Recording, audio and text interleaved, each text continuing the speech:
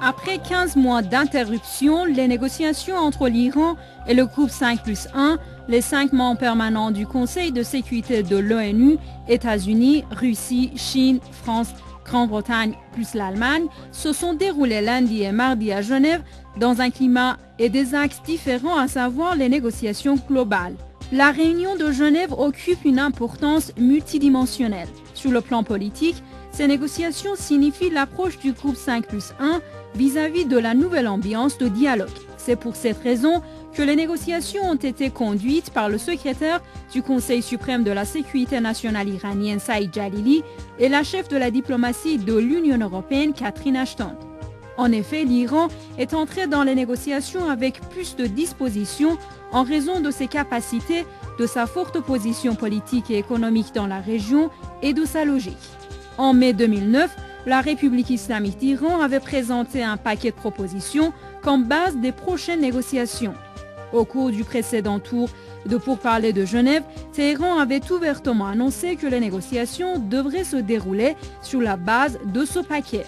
Sur le plan de la science nucléaire, l'Iran maîtrise désormais la totalité du cycle de production du combustible nucléaire. L'annonce tout récemment de l'autosuffisance de l'Iran en matière de production du concentré d'uranium vient à l'appui de cette affirmation. L'Iran produit également, sous la supervision de l'Agence internationale de l'énergie atomique, des barres de combustible enrichis à 20% nécessaires aux réacteurs de Téhéran et que l'Occident avait refusé de fournir à l'Iran.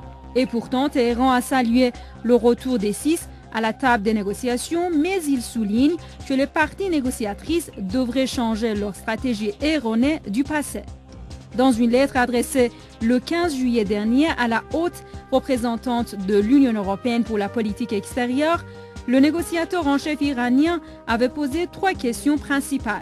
Primo, les grandes puissances devraient décider si, lors des négociations, elles cherchent à coopérer ou s'agit-il d'un coup fourré. Secondo, les 6 devraient également décider s'ils avaient l'intention de suivre les règles et la logique au cours des négociations ou de faire du bruit en cas d'échec. Tertio, les 6 devraient se prononcer explicitement sur l'arsenal nucléaire d'Israël. La réalité est que les parties engagées dans des négociations avec l'Iran n'ont jusqu'à présent lésiné sur rien pour tenter d'isoler Téhéran ou le contraindre à renoncer à ses droits. Le durcissement des sanctions, les menaces et les attentats terroristes contre les scientifiques nucléaires iraniens s'inscrivent dans le cadre de cette politique de pression et d'intimidation. Le groupe 5+1 devra également répondre de la responsabilité des attentats terroristes contre les scientifiques nucléaires iraniens, car les pays qui ont fait adopter des résolutions anti-iraniennes dans lesquelles ils ont cité le nom des scientifiques iraniens sont responsables de ces crimes. En tout état de cause, l'expérience montre que les politiques hostiles n'auront aucun impact sur la volonté de la nation iranienne. C'est pour cette raison que le président Ahmadinejad a recommandé aux membres du groupe 5+1 de ne pas rater l'occasion que présentent les négociations avec l'Iran.